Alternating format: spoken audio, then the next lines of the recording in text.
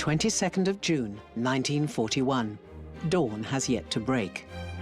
3 million German troops stormed the Russian border as the Nazis launched the biggest military assault in history.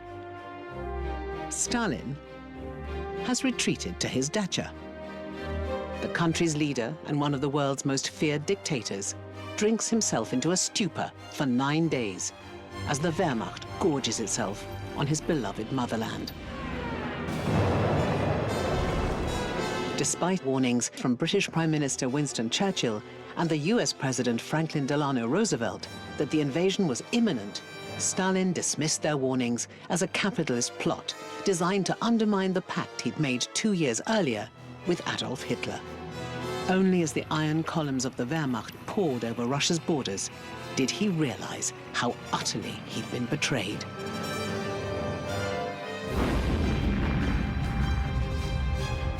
Before the year is out, another of the world's great powers will be similarly surprised by the enemy. President Roosevelt has done his utmost to keep America out of the war, confident in his belief that the Axis powers would never dare to take on the might of the United States. On the morning of Sunday, the 7th of December, he, like Stalin, will be undone by a devastating strike designed to inflict maximum damage and loss of life in the shortest possible time. While the president is enjoying Sunday lunch at the White House, an Imperial Japanese strike force torpedoes America's Pacific Fleet stationed at Pearl Harbor in Hawaii. In a matter of minutes, Roosevelt's hopes of staying out of the war are destroyed. An aerial assault by the Japanese and a land invasion by a supposed ally have caught Roosevelt and Stalin completely by surprise. Now these ideologically opposed leaders need to somehow work together if they're to have any hope of defeating the combined might of Nazi Germany, Imperial Japan, and Fascist Italy.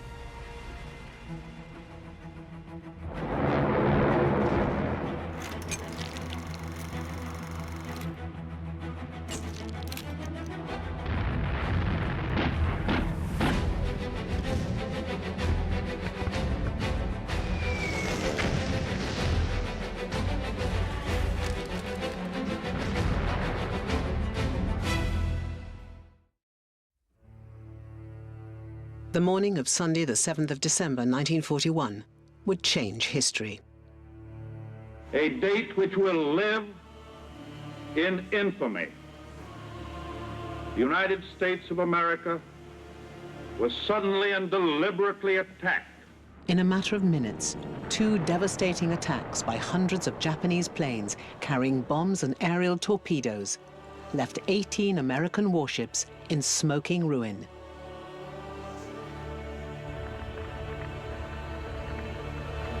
$2,403 US service personnel dead and 188 aircraft destroyed.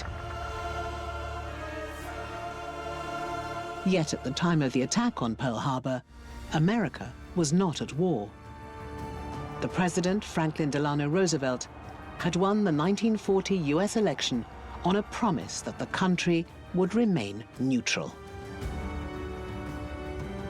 A series of Neutrality Acts was passed by US Congress, which banned American citizens from trading with any nations at war, a move intended to keep the US out of any international disputes. And essentially what they do is they say if a war is declared, and particularly if the president says that there is a war ongoing, then it limits the abilities of the United States to trade with those nations. In a sense, it's trying to constrain the United States, but it's also especially trying to constrain the president as well, because they're sort of looking back to World War I, when Woodrow Wilson was president, and they had an attitude that Woodrow Wilson had sort of overstepped the mark and made the United States more likely to be drawn into this European war. With the country only just emerging from the Great Depression, many felt America had enough problems of her own, and Roosevelt, an astute politician, was only too aware of public opinion. Roosevelt does not want another war. And he believes, up until really the last minute, that Hitler can be appeased in some way, or certainly up to the time of the Munich Agreement. Therefore, he supports Chamberlain in his policies of appeasement. Famously, after Munich in September of 1938, he sends Chamberlain a two-word telegram, "good man." He believes, against sort of expectations perhaps, that Hitler in some way can be constrained and that he can be controlled. I hope the United States will keep out of this war. I believe that it will. And I give you assurance and reassurance that every effort of your government will be directed toward that end. Roosevelt, a Democrat, had decided to stand for a third term as president, something no one had ever achieved in US history. This was despite the partial paralysis he suffered from contracting polio when he was 39, leaving him wheelchair-bound. Roosevelt is a fascinating character and one of the most wily politicians of the 20th century. And the way he behaved and the way he got himself re-elected in December 1940 is an absolute masterclass of politics. He could present himself as someone who was not scared of getting involved in Europe if the circumstances required it. He's quite clever, really, in that he stays out of it for a large part. He sends proxies out to do most of the work for him.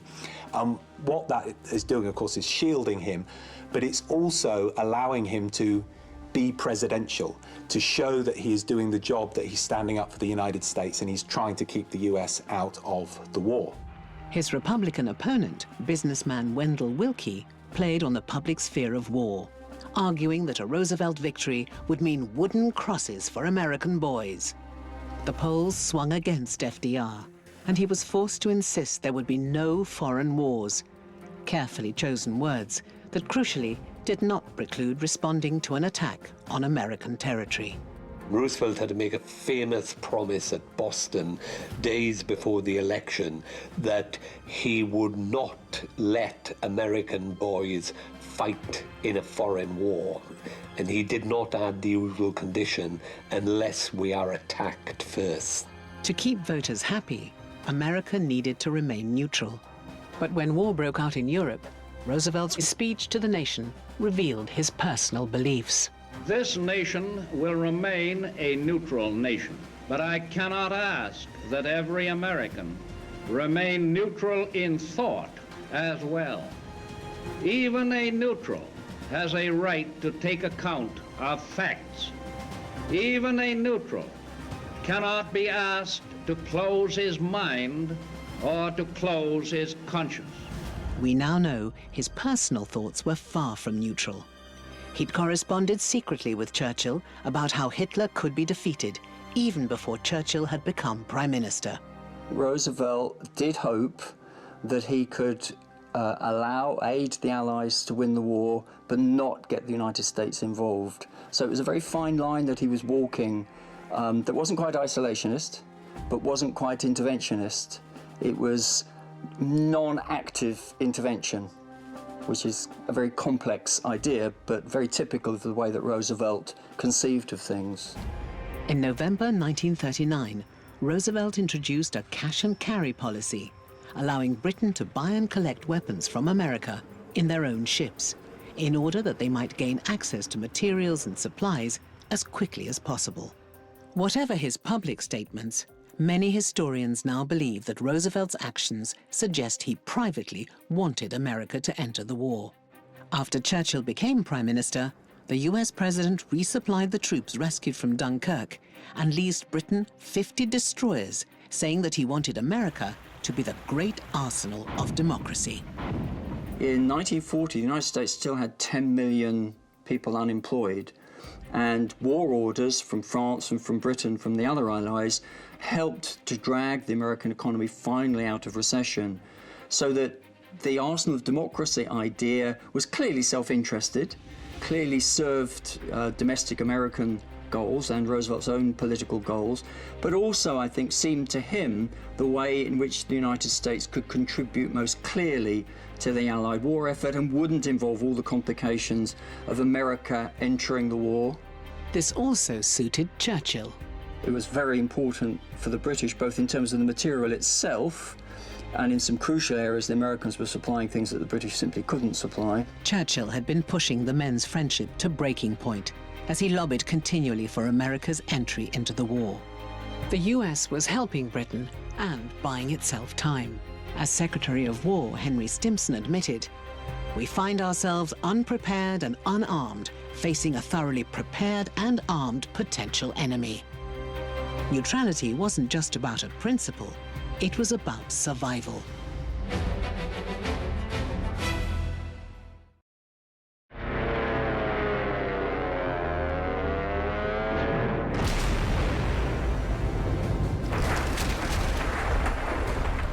By late 1940, Britain had defied the odds to win the Battle of Britain. But people were now enduring nightly bombings as the Blitz hit towns and cities all over the country. And as a result of being at war for more than a year, Britain was now almost bankrupt. Churchill put as much pressure on Roosevelt as he could by pleading with Roosevelt, by a number of public speeches where he tried to align the British cause with American interests. But by the end of 1940, when Britain's financial situation was getting very bad, Britain simply couldn't afford to pay for the aid. And up to that point, they'd had to pay for it in cash. Churchill begins to pressure Roosevelt in a different way by essentially dangling over him the prospect that, that Britain is going to have to give in because it simply cannot afford to buy American aid anymore. And that, of course, as Churchill knew, confronted Roosevelt with having to go and tell the American public, who had very nicely paid jobs supplying all this material for the British, that they would now lose those jobs because Britain was no longer going to be able to provide the money. Between September 1940 and May 1941, 43,000 British civilians were killed and 139,000 wounded in the Blitz. The Germans hoped these bombing raids on towns and cities would not only destroy British infrastructure, but also her morale. I think aerial bombardment of civilians, which is basically what the Blitz was, it can have perhaps one of two outcomes. One is the psychological surrender of those suffering the bombing, or the opposite, stiffening their resolve. You know, to hell with you, we're not giving in to this. And I think it was the latter reaction which found its place in London, Coventry, and all the other cities bombed. Churchill pleaded with FDR to give us the tools and we'll finish the job. Churchill very much set out to, as he later said, woo Roosevelt like a maid and persuade Roosevelt to take action. And Roosevelt knew perfectly well that that was what Churchill was doing. How could FDR balance Britain's desperate need for supplies on credit with the pressure to appear neutral? Ingeniously, he disinterred an old law from 1892 and repurposed it as Lend-Lease, an idea he compared to lending something to your neighbor. The Americans were not allowed to lend money to people who were at war. That's what the American Neutrality Acts were really about. So Lend-Lease was a way of getting around that, of exploiting a loophole in the legislation, effectively, whereby they would be, rather than lending money to Britain, they would be paying for the use of certain British assets, bases in Bermuda, the Caribbean, these sorts of things. Lend-Lease meant, as Roosevelt explained both in a press conference and in one of his fireside chats, was that you don't actually require payment in cash. When your neighbour asks to borrow your hose to put out a fire in your home, you say certainly. You can use the hose, and once the fire is put out, you can either return it to me, or if it's been destroyed, you can buy another hose and give me that. But a good neighbour will not ask for immediate payment in cash. Lend-Lease led to a ferocious debate in Congress. Britain still owed the US money from the First World War, but Roosevelt won the day, and in March 1941, $7 billion was agreed. For Churchill, there was a heavy price to be paid. The US commandeered what was left of Britain's gold reserves and overseas investments due to the nature of the cash and carry agreement. Lend-Lease was the only method that could now aid Britain in the war. Britain was not the only beneficiary of the new policy. Our most useful and immediate role is to act as an arsenal for them as well as for ourselves. The Molotov-Ribbentrop Pact of August 1939 had enabled Hitler to occupy much of Europe without fear of Russian reprisals. But when it was torn asunder by the German invasion of Russia in June 1941, known as Operation Barbarossa, Stalin's unprepared military was caught entirely by surprise. And many in the West were concerned that there was a genuine risk that the Nazis could gain complete control of the world's largest country. The Americans did take great interest in the Nazi invasion of the Soviet Union, but the interest and the attitude sort of depended really on whether people thought that the Soviet Union needed to be helped to defend themselves against the Nazis, or in fact that they sort of deserved everything that they got for doing the pact with the Nazis in the first place. However, when Stalin finally emerged from a week of drunken despair, he didn't capitulate.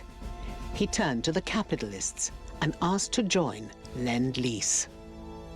This was actually a big compromise on his part because for the years before the start of the war, Stalin had seen Britain and America as major enemies. You know, this fit with his kind of ideological view of the world that saw things in a very black and white sense. You know, there was communism versus capitalism.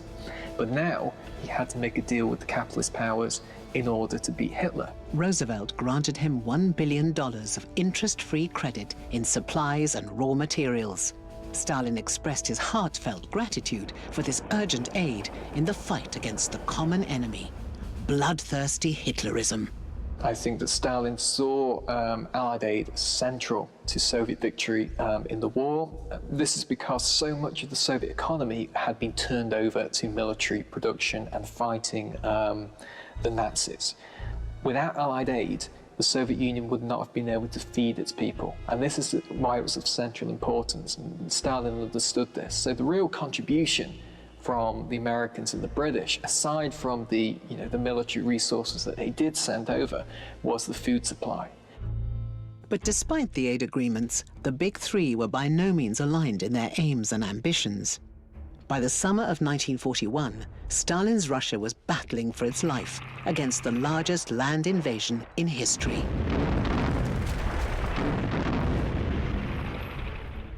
Churchill's Britain was bombed and near bankrupt.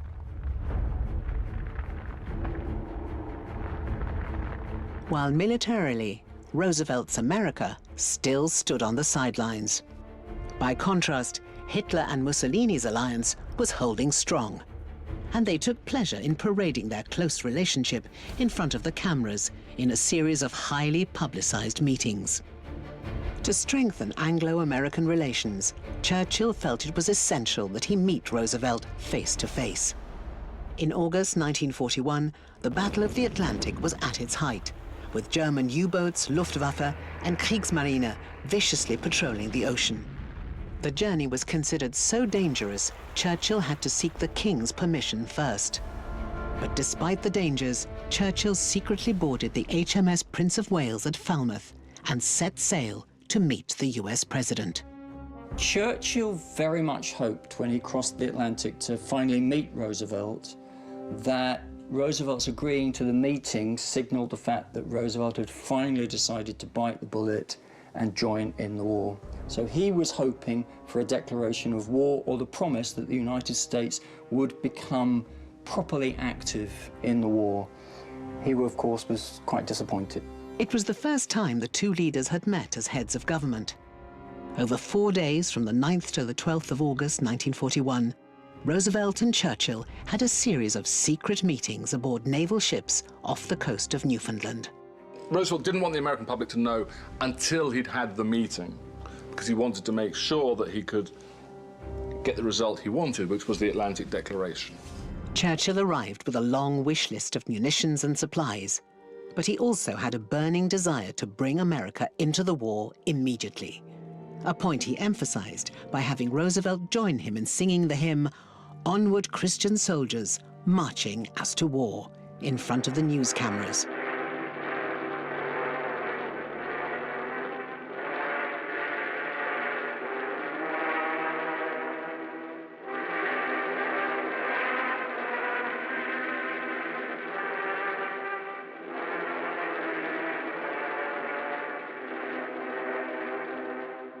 But Roosevelt had his own agenda. Roosevelt wanted grand objectives to justify the war towards which he was gradually guiding America. An idealistic plan for the post-war world, a special relationship between the men and their countries. And when they met together at Placenta Bay and met for the first time since they had originally met in the First World War or after the First World War, and they sang hymns, and a genuine friendship started to grow from that moment because they were able to sit down and recognize in each other what it is exactly they wanted to happen. And they were very happy to work together. It's quite clear that they enjoyed each other's company. And in a war that was run by some very significant close personal relationships between very powerful leaders, having a relaxed personal relationship was very important, when a lot of the communication, of course, has to be conducted at a distance, by telephone call and by letter and by telegram. Famously, when Winston Churchill went to visit the White House after the bombing of Pearl Harbor, and he stood up, by accident, the president walked on him in the bath, and he stood up and he said, without his towel, he said, "I have nothing to hide from the President of the United States." The trouble was that Churchill and Roosevelt saw the world in very different ways. Churchill wanted to protect the British Empire, whereas Roosevelt wanted to end European imperialism and open the world up to American influence. To remain allies, they had to find common ground quickly. The two men worked together behind the scenes to devise what was to become known as the Atlantic Charter. The agreement rejected territorial aggrandizement, affirmed national self-determination, promised improved labor standards, economic advancement, and social security, and against Churchill's wishes, to the contrary, an end to colonialism. And ultimately what he's hinting at is that he wants to get rid of empires, and that's the real point of controversy between him and Churchill when they meet. And Churchill has a little clause inserted trying to sort of make out the present regimes, the imperial regimes, will sort of be allowed to stay, but Churchill knows that ultimately Roosevelt wants to end them. Basically, one of the main planks of it was to articulate the wish of self-determination, but in Churchill's interpretation, that meant Europe. In Roosevelt's, it meant the wider colonial world. Despite their differences, the Newfoundland meeting cemented their friendship. Roosevelt cabled Churchill after the meeting, "It is fun to be in the same decade with you." Churchill later wrote, "I felt I was in contact with a very great man who was also a warm-hearted friend." So much of the war aims, as articulated in several of their discussions, as well with Stalin, involved thinking of, liberating Europe from, if you like, the Nazi fascist empire. But then, of course, the ramification of that would mean potentially, especially in Roosevelt's understanding, that would also mean self-determination for the British Empire as well, for places like India, but also Africa and other parts. Well, that could be the implication taken. And with the Atlantic Charter, this was a point of contention between Churchill and Roosevelt. They chose to repeat this successful meeting. Newfoundland was to be the first of 9 face-to-face conferences. The Atlantic Charter was signed on September the 24th, 1941, by the USSR and the 9 exiled governments of occupied Europe: Belgium, Czechoslovakia, Greece, Luxembourg, the Netherlands, Norway, Poland, Yugoslavia, and by the representatives of General de Gaulle of France. It's an important document in that it sets out these aims for the post-war world, and in many ways what it's doing is it's picking up where the United States left off after World War I, in that Woodrow Wilson had his 14 points, which he articulated for the post-World War I order. And so Roosevelt's really taking some of those and saying that what he wants to achieve is a freer world, economically. He wants a freer democratic system. The Atlantic Charter was what we're fighting for. And although America was not yet in the war, it was the Anglo-American way of saying the world we want to live in after the war is one where we don't have Hitlerism or Italian fascism. But despite the success of the meeting, the Atlantic Charter failed to persuade the American public that the US should join the war. Supporters saw it as groundbreaking and world-changing. But leading isolationists saw the Charter as evidence of a secret commitment by Roosevelt to pull the United States into the war. But the US was about to become the victim of an unexpected and devastating attack.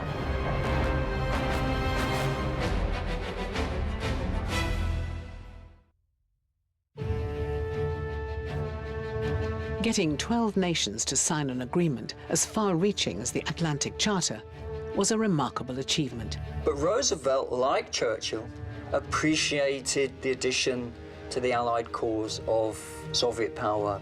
He couldn't promise American material aid quite yet because he'd have to persuade Congress to extend Lend-Lease to the Soviet Union, but very early on indicates to the Soviets that they can expect that as soon as he can manage it.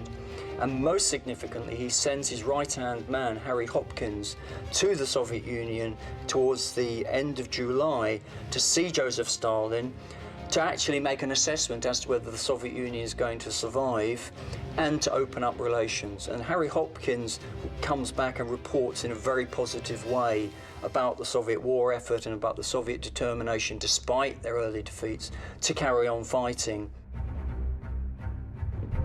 For his part, Churchill lost no time in condemning the invasion of the Soviet Union.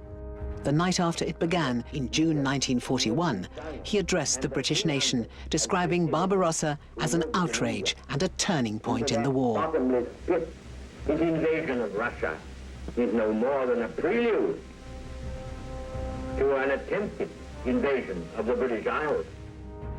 I think what Churchill saw, and again this goes back to Churchill being pragmatic, was an opportunity. And that is that he recognized that this was a moment to bring Joseph Stalin in on his own side. I think Churchill quite early on recognized that Soviet Russia was less of a threat than Nazi Germany. While Churchill was extending his friendship and support to Stalin, Hitler, who only weeks before had been Russia's ally, was now waging what he called a war of destruction against a nation of subhumans.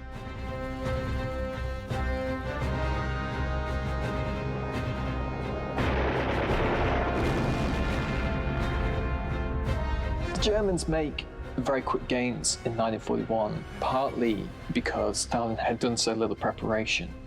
He'd ordered his troops not to do anything provocative, not to give Hitler a reason to launch the attack.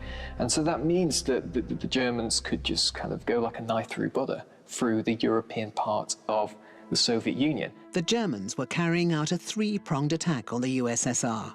Their southern assault was on the Ukraine region. The northern advance tore through Lithuania, Latvia, and Estonia, powering onto its main objective, Leningrad, while the central path of the attack was the route to Moscow. Between 17 and 25 million Soviet citizens were forced to flee from the western borders of the country to the east and south. Stalin's refusal to plan for a Nazi betrayal meant there were insufficient resources, and many evacuees suffered from exposure and malnutrition.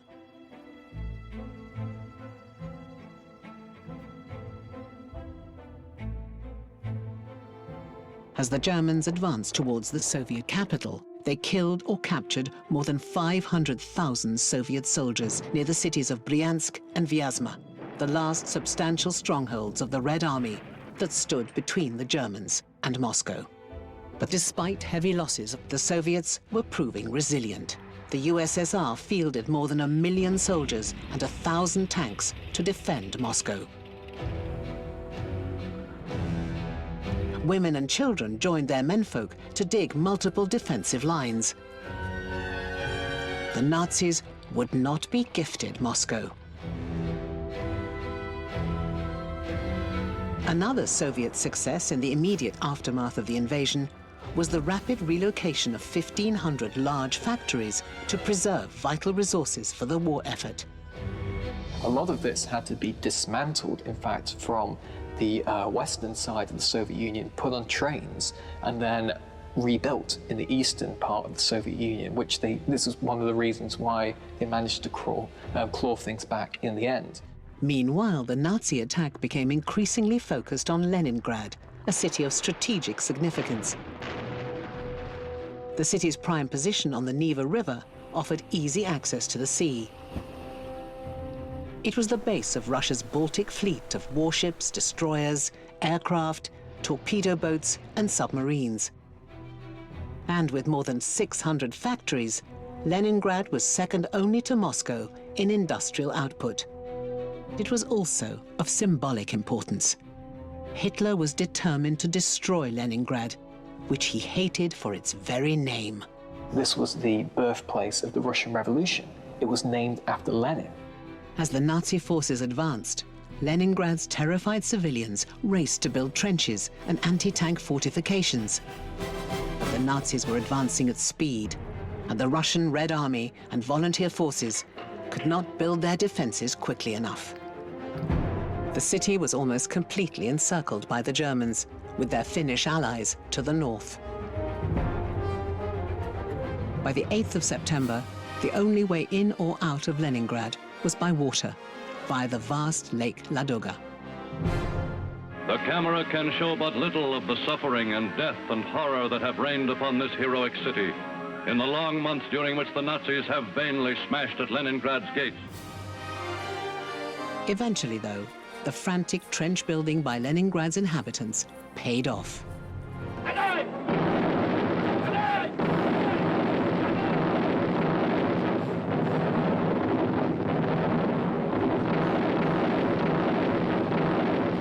Soviet forces managed to bottle up the Germans in the city's suburbs. Hitler decided his forces would no longer continue to fight their way into Leningrad. Instead, he settled in for a siege. Hitler had no qualms about shelling and starving civilians to death. Any requests for surrender negotiations were to be ignored. The Nazis didn't want to feed 3 million Russians.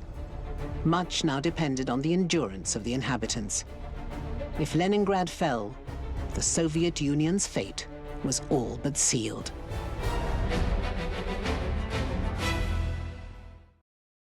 "7th of December, 1941.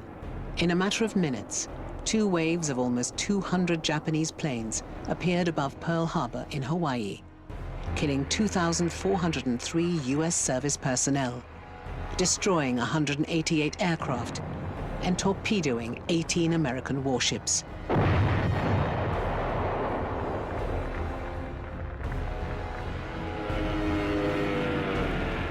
It was the worst disaster in American military history. Roosevelt could not have been less prepared. It was supposed to be a quiet Sunday at the White House. The president had just finished lunch and was about to attend to his vast stamp collection when he learned of the Pearl Harbor attack. His advisors warned that Japan could be planning to follow up with an attack on America's west coast. Roosevelt had no time to hesitate. His wife Eleanor described him as deadly calm, as he decided he had no choice but to rally the nation behind a war many had hoped to avoid. Well, I think the Japanese bombing of Pearl Harbor, as Roosevelt famously said, a day that will live in infamy, was as big a turning point as you can have almost in the wider history of the Second World War. Up to that point, you could argue that for Roosevelt and for the isolationists within the American cabinet and the American Congress, did not want to be involved in what they saw as a European conflict and did not want to become an active military player in the Second World War. With the bombing of Pearl Harbor, of the American fleet in Hawaii, this, of course, literally brought the war to American shores. The attack on Pearl Harbor shocked the world. Roosevelt wasted no time in making it clear that U.S. neutrality was over. The American people in their righteous might will win through to absolute victory. I think a lot of people were scared. A lot of people weren't happy about having to fight. Yeah, I think people were very scared that it could happen so close. Pearl Harbor happened on our land. A lot of people said, let's go, let's get them. I'm ready to go, and I'm ready to get these guys. Had Roosevelt misjudged the national mood, his entire presidency would have been in jeopardy. The vast majority of the American public recognizes that now the United States has had war brought to its shores, essentially, and it has to respond to that, as indeed Roosevelt does. Roosevelt's declaration of war was passed within minutes. With only one vote against, it was clear America was no longer wedded to isolationism. So Pearl Harbor is a significant defeat for the American forces in the Pacific, severely damages their ability to respond to the Japanese. But what it does do, of course, is unites American public opinion.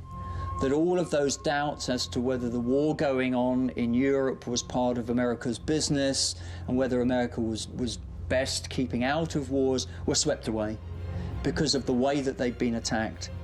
At last, Churchill had got what he wanted.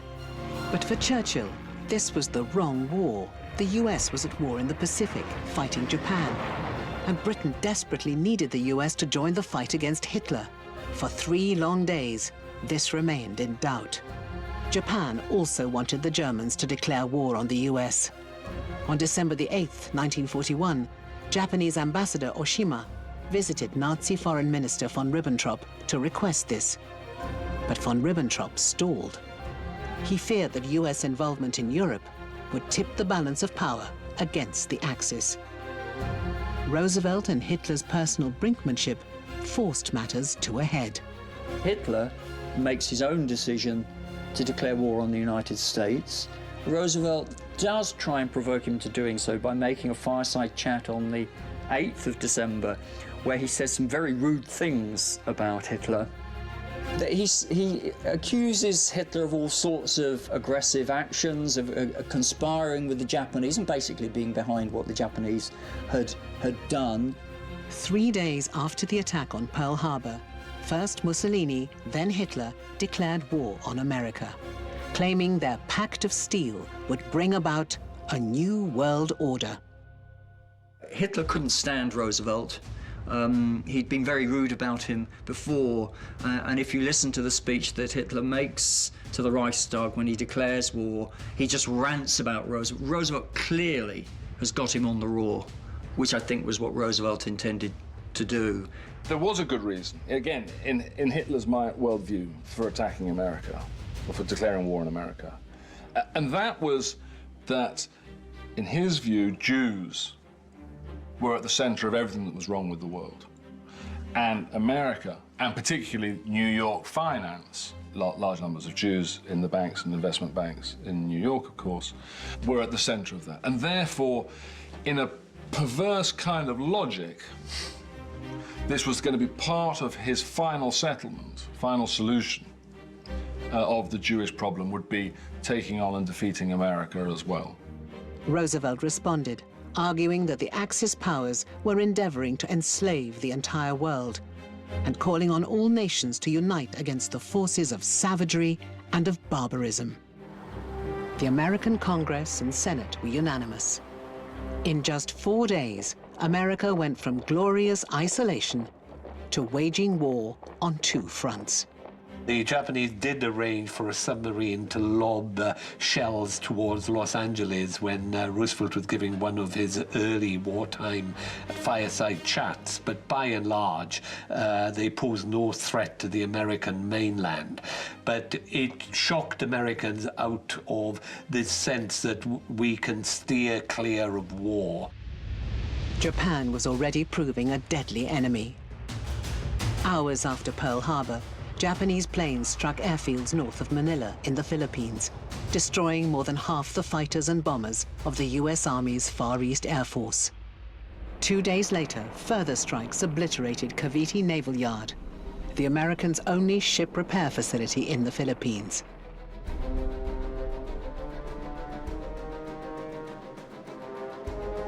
The Americans were not the only victims of the Japanese attacks.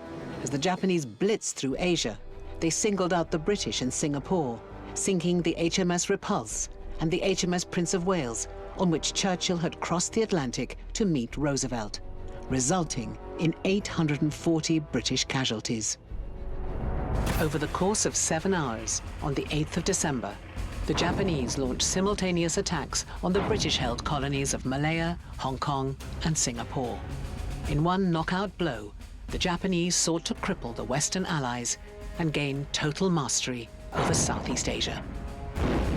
The issue that is absorbing the Japanese government right from 1931 onwards is how to sort out the China problem. They're at war there throughout the 1930s, undeclared at first, then declared, on an ever-increasing scale. And of course, China just pulls in resources and pulls in difficulties and creates difficulties for Japan. But that's the number one problem so far as they see it. It's how to solve the Chinese problem. 2 weeks after Pearl Harbor, on December the 22nd, 1941, Churchill arrived in Washington, D.C. to attend the Arcadia Conference. Stalin, who hated traveling, did not attend and sent the Russian ambassador to the U.S., Maxim Litvinov. On New Year's Day, 1942, all three countries signed the United Nations Declaration, pledging to use all available resources to defeat the Axis powers and to create an organization dedicated to ensuring life, liberty, independence, religious freedom, the rights of man, and justice. Representatives of 26 other countries fighting the Axis signed the next day. But crucially, the declaration was driven by the Big Three. As 1941 drew to a close, the Axis powers were ravaging the globe. Could a communist, a capitalist, and a colonialist cooperate and defeat the Axis?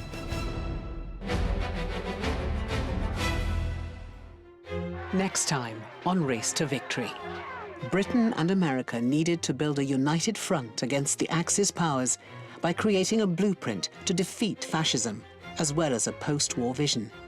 US troops joined the British for the first time to battle the Axis forces in North Africa. Churchill makes the famous quote about this not being the beginning of the end, this is the end of the beginning. While the Soviets continue to fight them in the motherland. People of Leningrad were soon forced to start eating cats, mice, dogs, leather, whatever they could find to sustain themselves. There were cases of cannibalism. And would America's reluctant entry into the war make enough of a difference to clinch victory?